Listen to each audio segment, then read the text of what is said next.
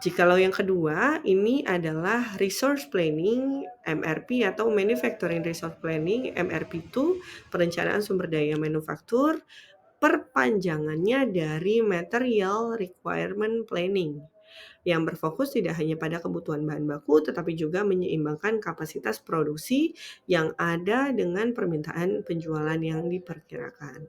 Pendekatan pada MRP2 ini melibatkan perencanaan yang lebih bagus lagi ya, termasuk sumber daya lain seperti tenaga kerja, mesin, dan juga uang tunai selain dengan material. Jadi, sistem ini mencakup fungsi seperti perencanaan produksi, penjadwalan, manajemen tenaga kerja, dan juga pelaporan keuangan. Apa perbedaan keduanya? Yang pertama, itu lebih menitik beratkan pada eliminasi untuk menciptakan aliran produksi yang lebih efisien. Yang kedua, MRP yang kedua itu lebih merencanakan dan juga mengelola seluruh sumber daya yang diperlukan dalam produksi. Fokusnya pada produksi untuk menyeimbangkan kapasitas produksi dengan kebutuhan bahan baku untuk memenuhi permintaan penjualan.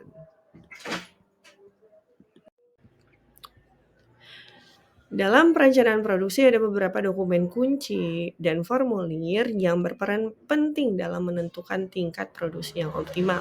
Salah satunya adalah Master Production Schedule atau yang dikenal dengan MPS. MPS ini akan menentukan seberapa banyak tiap-tiap produk untuk diproduksi selama periode perencanaan dan ketika periode tersebut harus terjadi. Nah, dokumen kunci dan formulir dalam perencanaan produksi itu yang pertama adalah informasi pesanan pelanggan, yaitu customer orders, di mana dokumen mengenai customer orders ini berisi rincian tentang pesanan pelanggan, termasuk jumlah produk yang dipesan, spesifikasi produk, tanggal pengiriman, dan permintaan khusus lainnya. Nah, yang kedua adalah sales forecast. Sales forecast ini adalah dokumen yang memproyeksikan permintaan masa depan untuk produk berdasarkan data historis, tren pasar, analisis penjualan. Nah, yang ketiga ada yang dikatakan dengan finished good inventory atau tingkat persediaan barang jadi. Nah, laporan ini akan menunjukkan jumlah barang jadi yang tersedia di gudang.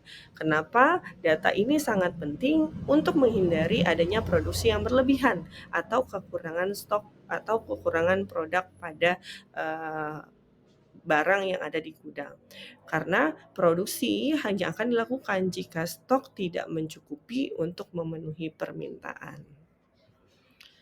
MPS ini merupakan perencanaan produksi utama yang menentukan jumlah dan waktu produksi untuk setiap produk selama periode perencanaan yang ditentukan.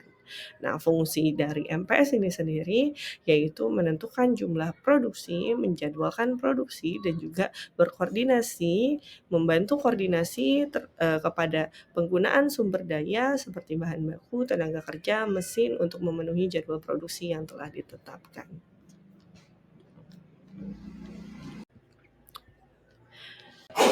Aktivitas perencanaan dan penjadwalan ini menghasilkan 3 dokumen, di mana 3 dokumen ini adalah yang pertama adalah pesanan produksi, yang kedua adanya permintaan bahan baku, dan juga yang ketiga adanya kartu pemindahan. Di mana pesanan produksi ini berfungsi untuk mengotorisasi pembuatan produk dalam jumlah tertentu sesuai dengan kebutuhan produksi. Dokumen yang kedua adalah permintaan bahan baku. Bagaimana dokumen ini berfungsi untuk mengotorisasi penghapusan dan pengambilan bahan baku dari gudang sesuai dengan kebutuhan produksi. Yang ketiga, dokumen ini yaitu dokumen kartu pemindahan untuk mengidentifikasi transfer internal dari satu bagian ke lokasi bagian yang lain di dalam pabrik.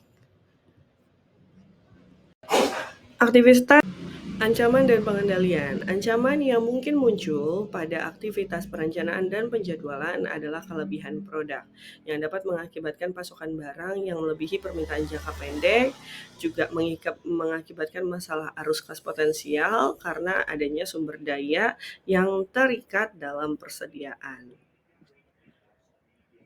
Hal ini juga dapat meningkatkan biaya penyimpanan, adanya kerusakan barang, bahkan barang tersebut menjadi usang.